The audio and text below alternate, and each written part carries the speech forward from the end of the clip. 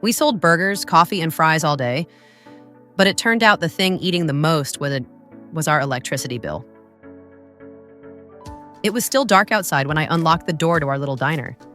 The neon sign flickered weakly, glowing blue against the quiet California morning. Every day at 6 a.m., this was my ritual. I reached for the switches one by one.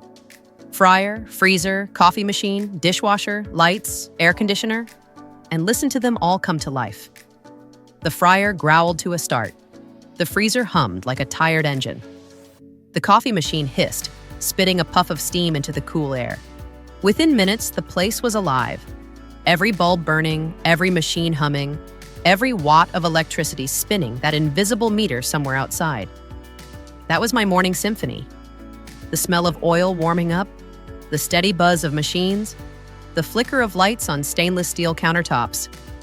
I poured myself a cup of coffee, leaned against the counter, and watched the first ray of sunlight slide through the blinds. When Andrew, my husband, came in through the back door, he gave me a sleepy smile. "Morning, chef." "Morning," I answered, handing him his mug. "You ready for another long day?" We sold breakfast burgers, pancakes, and coffee, quick meals for commuters from the neighborhood. Our customers were friendly. Some had been coming for months. It wasn't glamorous, but it was ours. For a year, we made enough to pay the rent, restock ingredients, and keep the lights on, literally. We weren't rich, but we were happy. At least that's what I thought, until the day I opened that envelope. My name is Barbara Hill. I'm 38 years old, born and raised in California. Andrew and I opened Sunny Burger just a year ago. It's a small fast food diner tucked between a laundromat and a florist in a quiet residential area. We had both worked in restaurants before. I handled kitchens, the frying, the prep, the numbers. Andrew was always the people person, taking orders, chatting with customers, delivering takeout. He brews the best coffee in town, or so our regulars say. I make burgers the way my father taught me, with just the right amount of onion and a sprinkle of salt while it's still sizzling on the pan. We were a good team. But running a diner in California is not easy. The rent is high, supplies are expensive, and the utilities, well, I didn't know how bad those could get. It was a Tuesday afternoon when the envelope came. White, plain, stamped with the logo of the local utility company. I opened it without thinking, standing behind the counter, wiping my hands on a towel. Then I froze. $480. $480 for 1 month of electricity and water. For a moment, I thought it was a mistake. Maybe they'd added another account by accident.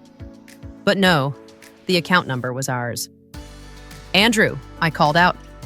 He was stacking napkins near the coffee station. He walked over, saw my face, and frowned. "What's wrong?" I handed him the bill. He stared, then let out a low whistle. $480? That's insane. I nodded.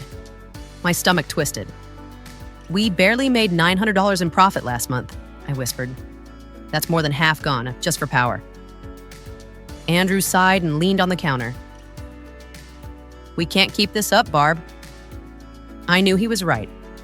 That night, I couldn't sleep. I lay awake, staring at the ceiling, hearing the faint hum of our freezer downstairs through the floorboards. Even at midnight, the diner never really slept, and apparently neither did our electric meter. The next morning, Andrew left early to buy ingredients. I stayed behind. The diner was quiet, but the air was filled with sound. Mechanical sound.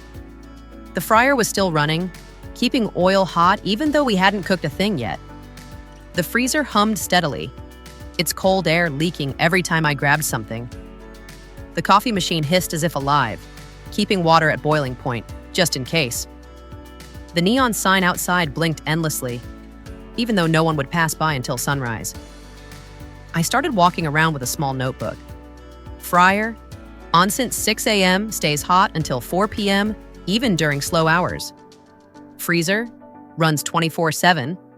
Coffee machine, hot all day for maybe 5 cups in the afternoon. Dishwasher, runs after every meal rush, sometimes with only a few dishes. Washer and dryer, used for just a handful of towels, several times a day. AC, set to the coldest level to fight the fryer's heat. Water heater, always on, TV and speakers, running from dawn till closing. I stood in the middle of that noise, realizing each hum, each flicker, each drop of hot water was money leaving our pockets. Andrew came back and saw me crouched beside the coffee machine, staring at the power cord.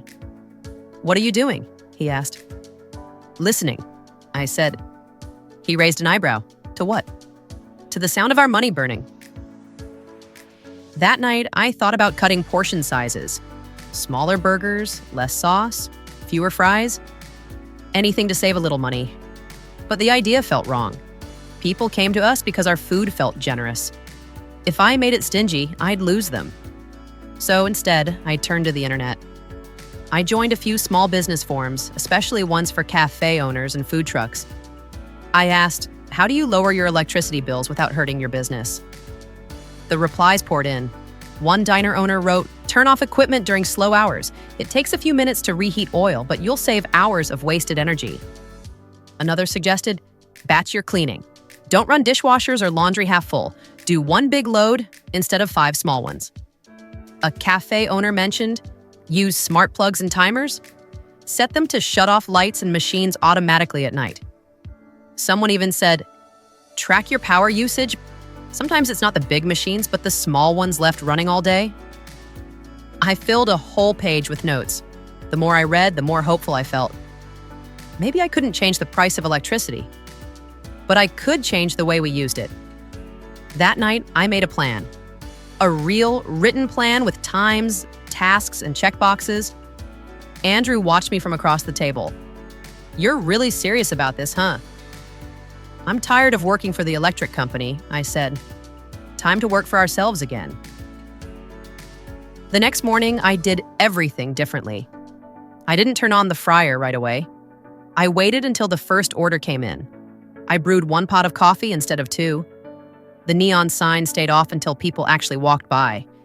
The AC was set 2 degrees higher. At first, the silence felt eerie.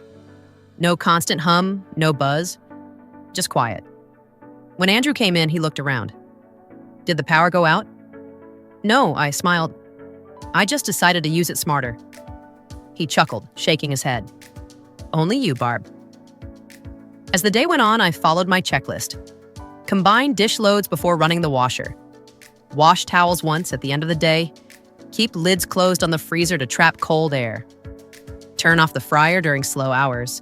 Use timer plugs for the coffee machine, sign, and water heater. I even installed a cheap smart timer I bought online, just $12 for the outdoor neon sign. Now it turned off automatically at 10 p.m. and came back on at 6 a.m. Little changes, but I could feel the difference. By lunchtime, the kitchen was cooler, quieter, calmer. I wasn't rushing between machines anymore. When I did turn things on, I did it with intention. I realized how much chaos we'd been living in, not from customers, but from noise and waste. Over the next few weeks, those small habits became second nature. I found myself working more efficiently. I prepped vegetables early, cooked in batches, and cleaned at the right times. Instead of running around all day, I had pockets of calm. Time to breathe, plan, and even chat with customers. Andrew noticed too. He smiled more. He joked with regulars again. He stopped complaining about being tired all the time. "I like this new version of us," he said one afternoon while flipping burgers. I laughed. "Me too. Feels like we finally caught our breath." We even started closing 30 minutes earlier at night. Not because we were lazy, but because we had everything under control. Efficiency, I realized, wasn't just about money, it was about peace. The next month, when the new bill arrived, I opened it with shaking hands. $240, almost exactly half. I just stared at it, speechless. Then I started laughing. A real, relieved laugh that came from deep inside. Andrew came over. "What's funny?" I handed him the paper. His eyes widened. "No way." "Way," I said. "We did it." He hugged me right there in the middle of the diner. The fryer beeped behind us, and I didn't even care. That night, we celebrated with 2 slices of pie and a quiet toast. "To smart living," Andrew said. "To finally outsmarting the power bill," I replied. That success changed the way I thought about everything. not just electricity. I started looking at water, ingredients, packaging, cleaning supplies. How much did we waste without realizing it? I fixed the leaky faucet, switched to LED bulbs, and began tracking our weekly expenses in a notebook. Each week, I found another small leak and another small way to fix it. I started sharing what I learned with other shop owners online. Some of them even visited our diner to see how we did it. One woman told me, "I thought saving money meant cutting quality, but you proved it doesn't have to." That made me smile, because that was exactly what I had learned too. Now, a year later, our diner is still small, but it's thriving. Our bills stay low, our food stays good, and our days feel lighter. Sometimes customers ask me, "What's your secret?" I tell them, it's not really a secret, it's just awareness. You don't have to sacrifice quality. You don't have to give up your dream. You just have to use what you have smarter. Because sometimes one small change can flip your whole life around. If you've ever looked at your electric bill and felt that punch in your stomach, I've been there. But I promise you, there's always something you can do. Start small. Notice what's always on, what doesn't need to be. Every little switch matters. If you've ever felt exhausted by those bills that just keep climbing, trust me, I've been there too. Tell me your story in the comments below. Don't forget to like and share this video so more people can discover smarter ways to save. And subscribe to Smart Family Finance. Because who knows, the next little tip might be the one that changes your life.